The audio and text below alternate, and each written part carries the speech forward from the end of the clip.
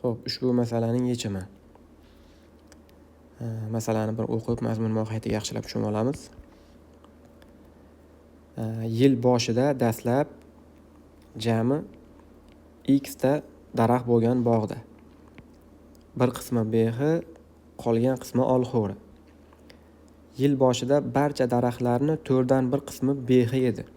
Demak, 4dan 1 qismi desa, x taqsim 4 behi bo'ladigan bo'lsa, qolgan 3x taqsim 4i olxo'ri bo'ladi. Ikkinchi holatda bahorga kelib bir qancha behi daraxtlari ekildi. Demak, behi daraxtlari ekilgan bo'lsa, behini miqdori ortadi, lekin olxo'rini soni o'zgarib qolmaydi. Demak, ikkinchi holatda olxo'ri daraxtlari hali ham 3x taqsim 4 ta edi.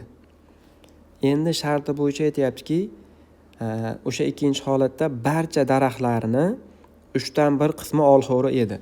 Demak, mana shu barcha daraxtni 3dan 1 qismi. Demak, men shuni 3 ga ko'paytirsam, barcha daraxtlar kelib chiqadi. Demak, shuni 3 ga ko'paytiradigan bo'lsam, 9x taqsim 4 jami daraxtlar bo'ladi.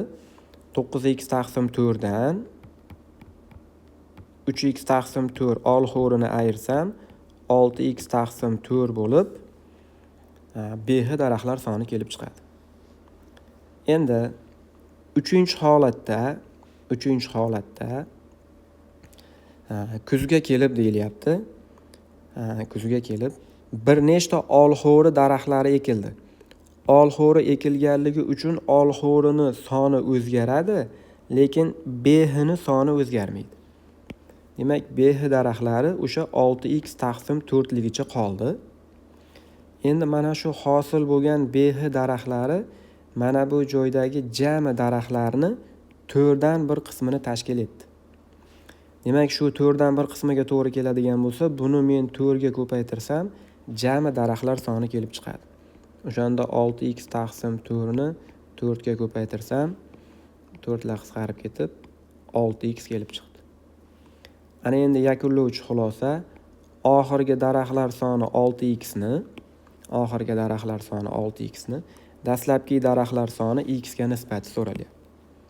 Demak, 6 marta ko'p.